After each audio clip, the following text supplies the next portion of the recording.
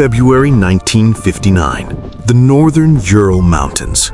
A blizzard howls across the frozen spine of the Soviet Union, a place so remote, so merciless, even wolves go silent. 9 experienced hikers, young, brave, idealistic. They walked into those mountains smiling. They never walked out. Their tent was sliced open from the inside. Barefoot, half-dressed, bodies scattered like broken dolls across the snow. Some had their ribs shattered, without a mark on their skin. One woman's tongue was missing. This isn't just a tragedy. This is a nightmare carved into ice. Welcome to Nightfall Archives. Tonight, the Dyatlov Pass incident. They called themselves Dyatlov's Group, led by 23-year-old engineering student Igor Dyatlov, a quiet, meticulous planner with ice in his veins and stars in his eyes. 5 men, 4 women, all trained, all tested by winter. On January 27, 1959, they boarded a train from Sverdlovsk, now Yekaterinburg, bound for the snow-choked wilds of the Urals. Their goal? Summit Kolets-Yaklov, an isolated peak whose Mansi name translates to Mountain of the Dead. A bad omen? Maybe. But Soviet youth weren't superstitious. They were scientific, rational. They believed in progress, in reason. One more calculation. They had no idea reason would abandon them on that mountain. Their last known words were written by Zina Kolmogorova, the group's chronicler. Quote, "The wind roars like a beast, but we are warm, we are safe." She was wrong. By morning, they were already dead. What they found defied logic.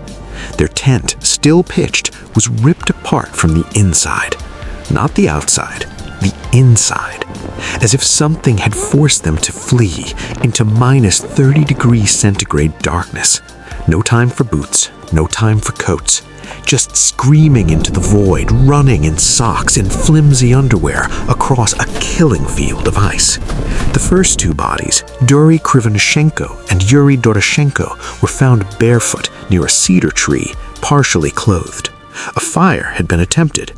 They died of hypothermia, but not before climbing the tree, nails torn, bark shredded, as if trying to escape something below. Deeper in the snow, 3 more, Dyatlov Kolmogorova and rust-colored head Rustem Slobodin, frozen mid-stride like statues fleeing an invisible enemy. But the worst was yet to come. 2 months later, under 4 meters of snow, a search dog led rescuers to a ravine 75 meters from the cedar. There, buried like secrets, lay the final 4. And this is where the story bleeds into nightmare. Ludmila Dubinina, 20 years old, her skull was intact, but her ribs were pulverized, as if hit by a car crash at 60 miles per hour. Yet no external bruising, no broken skin, just internal annihilation. Her tongue and part of her eyes were gone.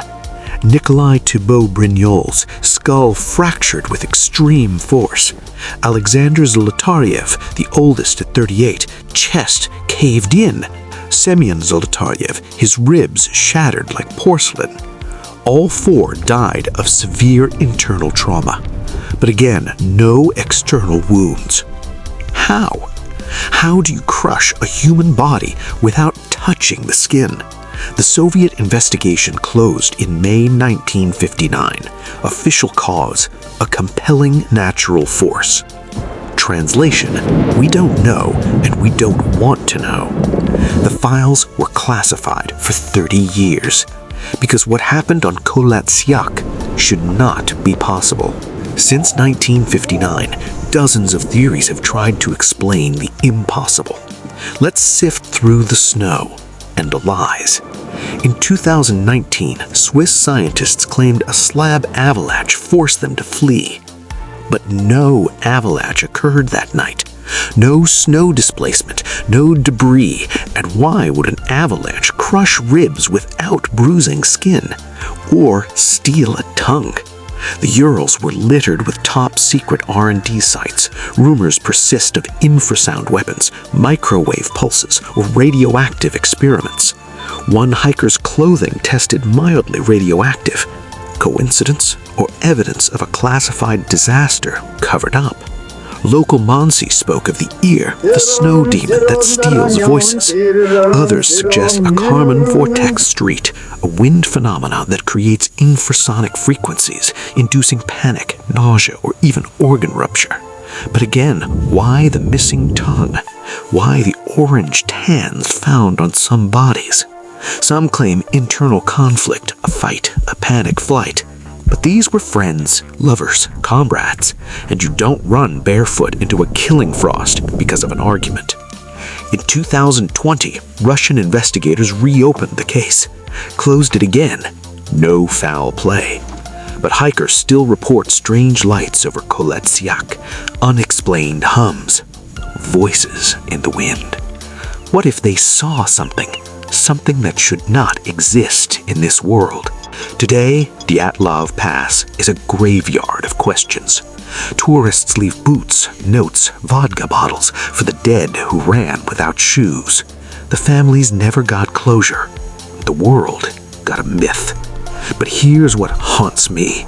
In their tent, they left diaries, cameras, food, boots. They left everything except their lives. Whatever terrified them was worse than freezing to death. So ask yourself, if you woke in the night to a sound no human should hear, would you cut your way out of a tent and run into hell barefoot? The Dyatlov Pass incident remains open, unsolved, unquiet. Maybe some secrets should stay buried in the snow, but we'll keep digging, because in the dark, the only thing that glows is the truth. If this story chilled your bones, like, subscribe, and never hike alone. You're listening to Nightfall Archives.